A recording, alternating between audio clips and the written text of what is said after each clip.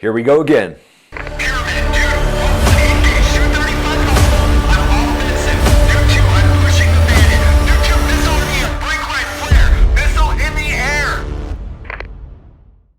So we've got a fourth object that has been shot down in just about a week. This one was shot down over Lake Huron near Michigan. Canadian F-18s were dispatched. US F-16s were dispatched. Ultimately, an AIM-9 was shot at this thing and it was taken down by the F-16. Finally, we got an F-16 with a kill. Stay to the end of this video because I'm going to give you some updated information on what's going on with the radars around the United States and why we're now seeing more of these objects pop up after the massive balloon flew past. And I've got a lot of thoughts on what may have happened when that big balloon came by, so definitely stay to the end of this video to find that out. So some details on that latest shoot down. Again, we don't know exactly what these objects are. We've got Senator Schumer saying they're balloons again, but at the end of the day, we know they're cylindrical based on what the Canadian Defense Minister has said. So really, we're just not getting a clear picture. The government's not wanting to tell us exactly what these are. Maybe they have a good reason for that.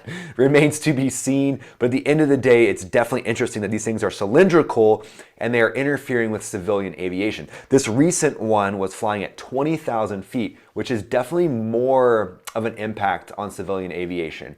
Airliners, going in and out of Chicago or some of the different major cities around that area are definitely going to transit through 20,000 feet. Now, maybe not at the exact location over Lake Huron where this thing was shot down. However, during their approach, during their landing, during their takeoff phase, they are going to go through that altitude. So that's definitely going to be a factor in this thing being taken down. It was shot down by an F-16 at 2:42 p.m. on February 12th, and that's the day that this video is being made if you're watching it at some other date. It was shot down in the direction of President Biden. The F-16 used that AIM-9X, beautiful AIM-9X, which can be used with an HMD. So essentially the pilot can be looking off the side of their aircraft, fire that thing off. They don't need to be pointed directly at that drone, that balloon, that object.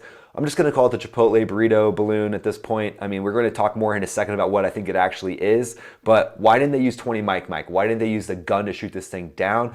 Well, there's a chance that you could damage it more with a gun. So some of the rounds, 20 Mike, 20 millimeter is what will come out of an F-16. Some of those actually have exploding tips, so it could damage this thing more potentially. And then ultimately, you're gonna have to get closer to this. And when it's a really, really slow flying object, which it seems like these things are, we don't know for sure yet, it's dangerous because think about it. You're pointed directly at this thing that's not moving, shoot really quick, and then you're gonna pull a ton of G's to get away from it. And it's just putting you in a bad position where, I don't know, let's just say some of the fragments that come off of that thing, maybe there's some shrapnel or something from some of this equipment that's inside it, since we don't even know what's inside it.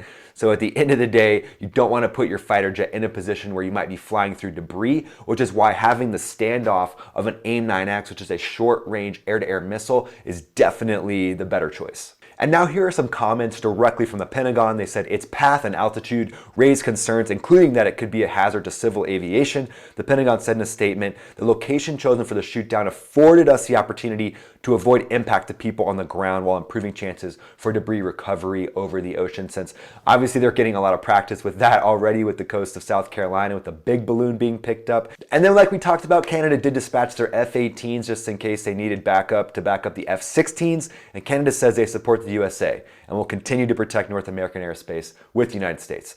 Canada. You're just like a cool little sister or little brother. You're just that cool little brother everybody wants around, but sometimes you gotta wrestle with them and be like, get over here, Canada. So let's talk about the progression, because again, if we go back and we deconstruct this, it's like a debrief, and it might help us understand what's actually going on, and it's gonna lead into that bonus round at the end, so definitely stay to the end, because I'm gonna tell you what I think is happening and what may have started from that big balloon. So on February 4th, that massive Chinese spy balloon the size of 3 buses was shot down. That thing traversed all the way from Alaska, all the way across the nation, and then was finally shot down. February 10th, we've got the Alaska shoot down up near Prudhoe Bay near Dead Horse, Alaska. That one's currently underway to get recovered. And then the day after, February 11th, you've got the shoot down of the Canadian object, which was actually tracked from the night before. The recovery from that one is underway as well. And now we've got the Lake Huron shoot down happening on February 12th. So for the last 3, we still don't know exactly what these objects are, right? But we know that they're interfering with civilian aviation. There's some reports that they may have interfered with navigation equipment or different onboard sensors for aircraft. Again, unverified. But more on that in the bonus round. Now let's talk about NORAD. So we have no further details at this time about the object, including its capabilities, purpose, or origin, is what NORAD said. It's a cylinder-shaped object. That's essentially what we're inferring from the comments from Canada. Non-maneuvering, tic-tac shape, or as I like to call, a burrito shape. Also, they were tracking an object that might have been over Montana, over Havre, Montana on February 11th, and that's when they shut down that Montana airspace. Later, the Defense Department came back and said, no, that was just a radar anomaly. They dispatched fighter jets to that area and they didn't find any of these objects. So this leads us to what's actually going on with the different raw data coming from radars. And NORAD has said that they have now changed the way that they're interpreting raw data coming from radars, so they're able to depict where these smaller drone-sized objects are popping up. And they've basically changed their strategy, their tactics, and their techniques from that massive Chinese balloon to be able to detect whatever these smaller ones are better. So it's really great that this raw data is being interpreted differently. They're also incorporating photos into the raw data. So this is a big shift. This is a game changer for NORAD, essentially shifting up the way that they're using their radar. So now you made it to the bonus round. So now I want to talk about what may be happening. Flight path of the larger balloon. So some people have said, well, hey, maybe this thing was dropping out these smaller objects in a certain way. However it was doing it, maybe in a way that's undetected,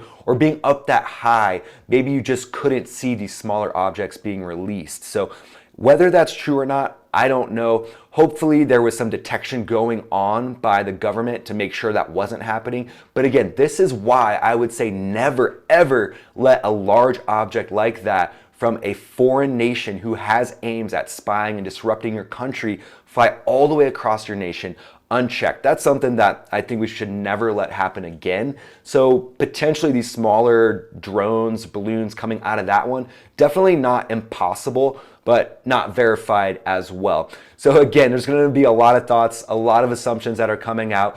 I'm just here to help us talk about them, hopefully flesh them out. At the end of the day, I've got the utmost faith in our Air Force and the protection of our airspace. There's a lot of talent up there right now. Thanks so much for tuning in. Let me know what you guys thought of this video and other subjects that you want me to cover. You can say hi on Instagram as well. Would love to chat with you more. And it would mean a lot to me if you would watch another one of these videos. I've got a video on whether the object over Alaska was a drone that you could watch. I've got one talking about the cylinder shape of the objects that may have been sent from China or some other country we don't know yet. But checking out one of these videos would really mean a lot. Thanks so much. Have a great day.